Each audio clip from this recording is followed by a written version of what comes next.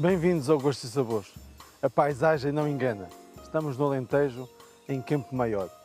E hoje vamos conhecer a enóloga da Adega Maior, que faz o vinho fantástico que se produz aqui nesta herdade.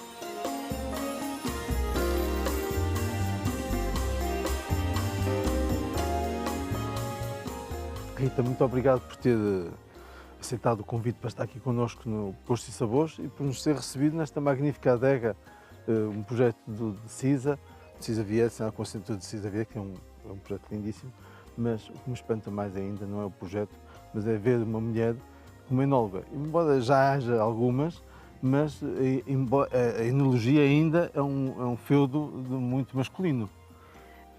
Sim, deixe-me agradecer o convite por estar aqui hoje a participar neste programa com o chefe Hélio Loureiro. Eu estou muito satisfeita por também poder mostrar a adega e os vinhos, e daqui a bocadinho vamos falar um bocadinho sobre eles. Hoje em dia eu acho que já se perdeu muito, ou não, se calhar não na totalidade, mas isso ainda vai chegar, aquela ideia que há profissões masculinas e profissões femininas. E eu acredito que para ser bom profissional em qualquer área, o que é preciso é ser competente, é ser perseverante, é querer trabalhar, é ter capacidade de trabalho. E formação constante também. Exatamente. Não é? E tudo isso são características, essas e muitas outras, que não vêm nos cromossomas, não é? Por isso eu acho que de facto, cada vez mais vão começar a aparecer mulheres em qualquer uma função, uma delas enóloga e viticultoras e ligadas ao mundo dos vinhos. Mas é muito interessante porque a enologia está ligada aos aromas, às sensações, e por isso também tem muito de feminino. As mulheres são quase que educadas aos cheiros, desde os perfumes, não é? Digo muitas vezes a brincadeira que as mulheres, a primeira coisa que fazem quando o marido chega a casa, com quem é que estiveste? Onde é que estiveste? Não é? Porque sentem esses aromas que para nós às vezes nos passam despercebidos. A sua formação foi na Católica em Engenharia Alimentar. Exatamente. E depois fez uma graduação. Uma pós-graduação em Enologia. Porque a minha chegada ao mundo dos vinhos foi assim uma coincidência. O meu pai está ligado ao ramo, mas um bocadinho na parte da cortiça e de prestações de serviços técnicos, que são até bastante interessantes, e ia-me falando da vindima assim, de uma forma que parecia um mito. A parte de colher as uvas, depois a adega, e eu fiquei logo com imensa curiosidade, e quando entrei na faculdade, as primeiras férias, fui fazer uma vindima na herdade do Esporão, mas um bocadinho para satisfazer a curiosidade. Eu não sabia que queria ser enóloga, até só gostava de vinho tinto, nem gostava de vinho branco, e foi esse estágio. Então, ao contrário, gosta-se mais dos brancos. Exato. E que se faça para os tintos. Pois é, normalmente, mas eu comecei um bocadinho ao contrário. E foi nesse estágio que eu acordei um bocadinho para este mundo, porque eu passei 1 mês e meio a viver na herdade do Esporão, a trabalhar 12 horas por dia. Foi a primeira vez que trabalhei na vida. Trabalhar 12 horas por dia, 15 dias no turno do dia, 15 dias no turno da noite, por isso foi um mês e meio que foi muito intenso e eu adorei. E eu acho que para ter uma profissão destas, ou se adora ou não vale a pena, porque nós moramos longe eu sou da cidade, nasci na cidade, moro longe da cidade, moro longe de tudo aquilo que cresci e a que estava habituada, mas gosto imenso de estar aqui, gosto imenso do que faço, porque de facto isto é muito, muito estimulante, mas é preciso gostar, não é?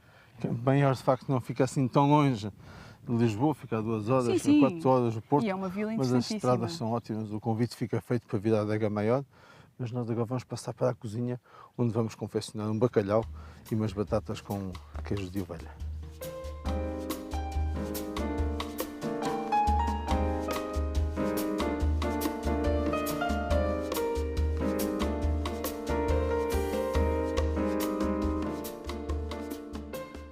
E para prepararmos esta receita vamos precisar de bacalhau demolhado, sem espinhas, mas com a pele, porque a pele é muito saborosa, cebola, fatias muito finas de presunto, alho, pimentos, tomate e pão alentejano.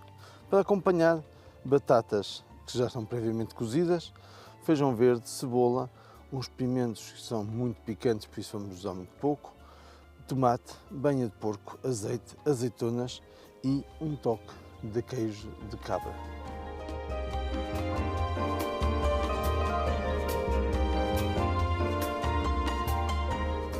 Então vamos fazer um bacalhau com fatias de presunto. Este daqui de Barrancos, aqui bem próximo. Por isso vamos aquecer aqui o lume e fazer uma receita como quem faz vinho, não é? Exatamente. Eu mostrar os ingredientes todos. Aqui na adega maior, todos os talhões estão divididos por castas.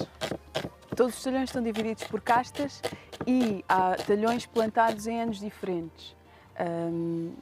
Este projeto foi criado desde a origem pelo comendador Rui Nabeiro e então, para ter a certeza que isto era um terreno e um clima bom para a produção de vinho, começou-se por plantar 10 hectares e 10 hectares na Godinha, que havia a fama de serem terras muito boas para vinho. A Godinha é onde é que é? A Godinha é a cerca de 10 km de Camaior, ali para aquele lado da fronteira de Espanha, e apostou-se desde o início em castas portuguesas e que se adaptassem excepcionalmente bem ao Alentejo. Toriga Nacional. Toriga Nacional, o Aragonês, Trincadeira, Antão Vaz, que é uma casta branca que praticamente só se encontra no Alentejo, Arinto, Roupeiro e o Alicante Poché, que não é uma casta portuguesa, mas e não há parte nenhuma no mundo em que ele se porte tão bem como no Alentejo, então é o nosso adotivo. Assim como a cidade, não é? A cidade porta-se muito bem também, tem um comportamento muito interessante. Sim, o Syrah, a Syrah é uma casta que se adapta muito bem a uma série de regiões e sim, no Alentejo encontra também um local muito importante para se exprimir muito bem. Mas nós aqui temos só um bocadinho de Syrah e um bocadinho de Petit Verdot. É o sal e a pimenta, porque o resto, 90%, são castas portuguesas.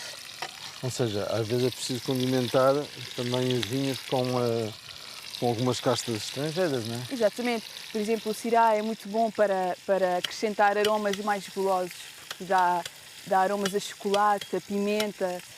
É uma casta com muito corpo, que dá vinhos com muito corpo. E o Petit Verdot tem aromas mais vegetais, que ajudam a balançar um bocadinho aqueles aromas muito maduros que nós temos aqui no Alentejo. E tem uma acidez também fabulosa. E assim nós tentamos compensar as coisas, quer dizer, há sempre coisas boas e coisas más, claro. Não é? E os climas quentes são muito bons para ter maturações aromáticas perfeitas, mas às vezes tende-se a perder um bocadinho de acidez e de frescura. E nós aqui vamos buscar essa acidez e essa frescura ao Petit Verdot, essencialmente, e à Trincadeira, que também é muito boa nessa parte. Das dificuldades em fazer vinho aqui no Alentejo tem a ver exatamente com, por exemplo, as temperaturas altas de verão, não é? Exatamente. Porque nós, para termos a maturação de aromas e de taninos, que são essenciais para os vinhos tintos, temos que deixar o açúcar crescer um bocadinho mais do que num clima mais fresco. Por isso é que os vinhos do Alentejo também têm a tendência a ser mais alcoólicos. Mas isso não é um defeito, mas quer dizer, é qualquer coisa que nós, se conseguíssemos não ter açúcar tão alto, que certamente preferiríamos, mas para nós é muito mais importante a maturação aromática e a maturação. As vinhas aqui no Alentejo podem ser regadas, não é? Podem e têm que ser regadas, porque o calor é tão intenso no verão. No Douro havia uma proibição de rega das vinhas. Não sei Sim, mas o solo no Douro é diferente. O solo no Douro é xisto. São lajes claro, de xisto com... vai largando o calor durante a noite. Exatamente. E com um corte com falhas verticais e as raízes conseguem entrar pelo xisto e ir buscar água. Aqui no Alentejo o solo é mais granítico, não tem essa característica e não há tanta água no subsolo, por isso se não houvesse rega não havia vinho, de certeza. Pois, não tinha... Mas o grão no vinho, depois, estava a dizer que pode ser considerado às vezes um defeito quando é em excesso, não é? Exato, sim. Mas já há possibilidades de controlar exatamente este grau alcoólico, não é? Há possibilidades de controlar apanhando a uva mais cedo. Mas às vezes apanhar a uva mais cedo pode querer dizer que os aromas não estão desenvolvidos como deveriam estar ou como nós gostaríamos que estivesse. Por isso tem que ser um equilíbrio, é um equilíbrio delicado esse. e que nós trabalhamos bastante e estamos sempre na vinha a provar as uvas, fazemos controles de maturação diariamente das várias parcelas, por isso é um trabalho muito intenso para colhermos a uva naquele momento certo, que é quando os aromas estão maduros, mas quando o álcool ainda não está suficientemente alto para tornar os vinhos aborrecidos e enjoativos até. Nós aqui queremos fazer vinhos Os vinhos aborrecidos é interessante. Um vinho aborrecido, porque às vezes são enjoativos. Sim, e às vezes é engraçado, porque há vinhos que no primeiro impacto parecem muito agradáveis, têm uma doçura aparente muito grande e são golosos, mas depois quando os levamos para a mesa não evoluem, quer dizer, nós fazemos vinhos para serem bebidos à mesa. Por isso aqui tentamos fazer muito essa questão procuramos muita elegância nos nossos vinhos, tentamos que o grau não seja excessivamente elevado, que é para depois se portarem como nós queremos quando os levamos para a mesa. Depois dos lotes feitos, ou seja, depois dos vinhos estarem... as uvas são pisadas de acordo com as suas castas, ou seja, não há uma mistura na pisa. Cada casta é pisada separadamente. E o vinho feito separadamente, não é? Exatamente. Está tudo separado na vinha, como nós já falámos. A vindima é toda feita à mão e para caixas de 20 kg. E as uvas chegam à adega, entram na adega para depósitos separados por castas e por parcelas. Porque nos interessa, primeiro, nós ainda somos bastante novos e precisamos de ganhar histórico para conhecermos muito bem as nossas parcelas e para conseguirmos tirar o máximo potencial delas. E depois tem muito a ver com a exposição solar, não é? Com a exposição solar, com o próprio terreno. O terreno, exatamente. E quando as vinhas já estão mais crescidas e em agosto, setembro, quando a vindima já começou, é fácil nós daqui até deste terraço que tem uma vista panorâmica fantástica, nós conseguimos ver as manchas de terrenos diferentes. Porque as folhas ficam com outra cor e nós tentamos reduzir as parcelas ao máximo para, em cada depósito, estar um tipo de uva que está num tipo de solo, num tipo de exposição, porque cada um desses vinhos depois vão precisar de trabalhos diferentes na adega. Hoje não basta fazer só um vinho bom, mas também é preciso saber vendê-lo. E temos aqui alguns exemplos, algumas embalagens que eu acho fantásticas, acho mesmo uma delícia, e que são prova disso, da inovação, da criatividade que é preciso ter hoje não para vender o vinho, mas também de algumas coisas, de algumas histórias que se vão criando. Temos aqui uma garrafa que foi engarrafada no dia 7/7/2007 por 7 pessoas e foram feitas às 7 da manhã. 2007 garrafas. Nós aqui temos um cuidado extremo com tudo, com a vinha, com o vinho, com o edifício, e por isso é que este edifício é assim tão fabuloso. Mostra o documento que está dentro, que eu acho uma delícia, porque foi mostro. feito um documento mesmo pelo notário, ou seja, porque não houvesse dúvidas, mesmo se pensasse que isto é mais uma história de marketing. O marketing é de certeza, mas tem a particularidade de ser autenticado, ou seja, como se fosse uma obra de arte ou fosse uma obra de museu. Exatamente, porque é facílimo nós dizermos que este vinho foi engarrafado numa data e numa hora específica. Uma prova, não é? Mas nós, para provarmos às pessoas que realmente era verdade, pedimos ao notário para vir aqui certificar que de facto isto aconteceu. Foi feito isso, não é? Exatamente. E qual é que é a ideia deste vinho? Era de fazer E também tem esse que é do dia 8, não é? Exatamente, mas eu aí já lá chegaria.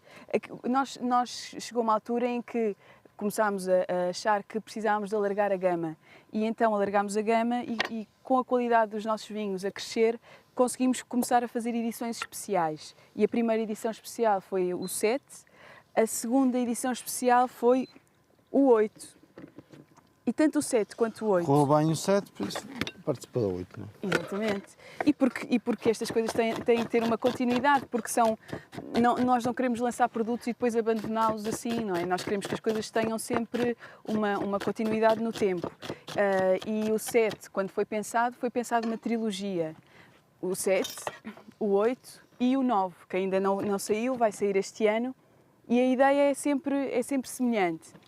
as melhores barricas de um determinado ano entram neste lote. São vinhos que são feitos para envelhecer em garrafa, ou seja, têm estágio em barrica, mas o essencial é a evolução em garrafa. E depois, como são vinhos tão especiais, nós achámos que devíamos fazer uma embalagem especial também. Tanto o 7 como o 8 são embalagens feitas à mão. E que Tem uma vantagem que se pode levar guardam... e não se partem. Também. São fofinhas, não é? Sim, são ótimos resguardos. Mas tem outra vantagem também, que quando as pessoas bebem os vinhos, normalmente deitam as garrafas fora e o vinho fica na memória, mas não fica nada para provar. E aqui nestas caixas ninguém tem coragem de deitar uma coisa destas fora, por isso é uma recordação que fica também daquela prova, que certamente que é memorável, porque os vinhos são muito bons e fica qualquer coisa física. Eu gosto de dar sempre para guardar. Para guardar a garrafa e beber o vinho, não é? Exatamente. Eu, por acaso, não sou muito de guardar vinhos, porque acho que a vida é muito curta para nós guardarmos vinhos muito tempo. Depois, às vezes, pode-nos a vida pregar alguma partida e não termos tempo de os provar. Eu concordo plenamente. Até porque eu acho que quando nós começamos a querer guardar vinhos, quase certeza que vai passar o momento ótimo, não é? E também o 8 Até porque dificilmente um vinho com mais de 7 anos continua a ser um grande vinho, não é? Quer dizer, depende das regiões, depende dos anos, mas sim, quer dizer, depende dos vinhos. Mas é que obriga também, quando um vinho tem mais de 7 anos, obriga, por exemplo, a ser refrescado às vezes, a ter que se abrir garrafa, ter que fechar de novo. Ou trocar a rolha, não trocar é? A rolha, o que é importante é que os vinhos sejam guardados, quando se quer guardar vinhos, é guardá-los bem, com as garrafas deitadas, isso é fundamental, e num sítio em que a temperatura seja constante ao longo do ano. Uma despensa na zona mais fresca da casa e que seja fresca no inverno e no verão, porque o vinho degrada-se muito, evolui muito mais rapidamente com temperaturas elevadas e à luz. Por isso, se os vinhos tiverem uma temperatura constante e fresca, ao abrigo da luz e a garrafa deitada, têm uma longevidade muito maior. Mas mesmo assim, eu também concordo que não se deve guardar muito os vinhos. É isso, beber vinhos maus. Não se ter tempo, a vida é muito curta para se beber maus vinhos. Eu acho que cada vez menos há maus vinhos, não é? Com a tecnologia que começa a haver e com este estudo tão intenso da viticultura e enologia, quase é um grande azar fazer um mau vinho, não é? Claro. Agora, o desafio é fazer vinhos que tenham uma personalidade muito própria e que, quando nós os provamos, consigamos pensar que estamos a provar o Monte Maior. Este vinho sabe a Monte Maior. Isso é o que nós gostávamos de conseguir. E isto quer dizer que se conseguirmos isso, quer dizer que estamos a conseguir exprimir este clima e estas castas que nós usamos. Isso é importante. Nós temos aqui o nosso prato quase pronto. Vamos só deixar daqui terminar. O bacalhau está mesmo no ponto. Como se pode ver, as batatas vamos deixá-las só corar um bocadinho e voltamos já para fazer o empratamento final.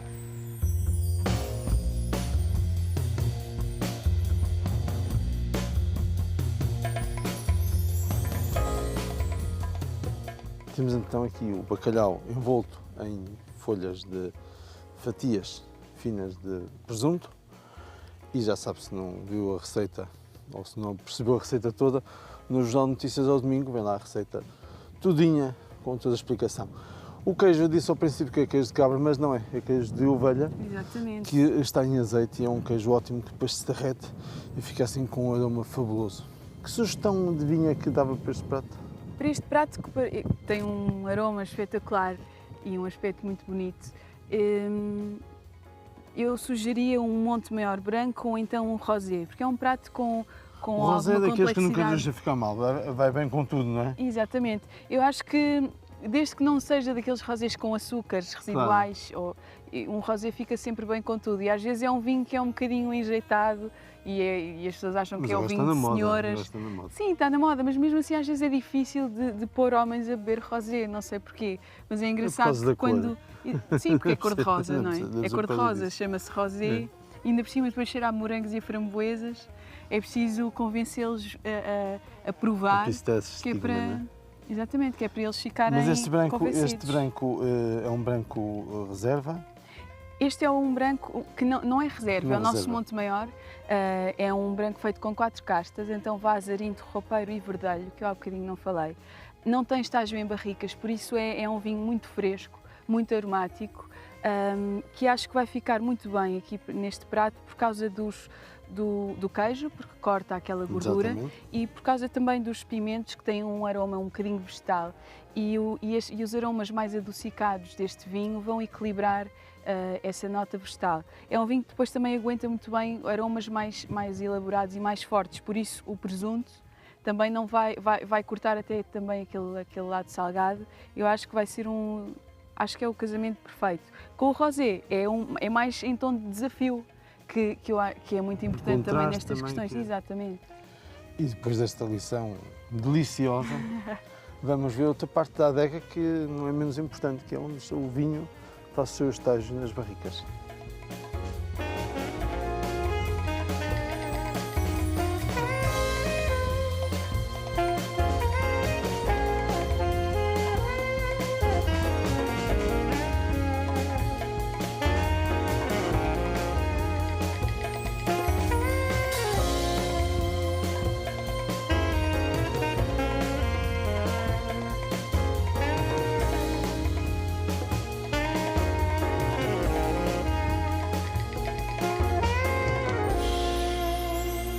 E estamos num local que é quase o descanso do guerreiro, do vinho, não é?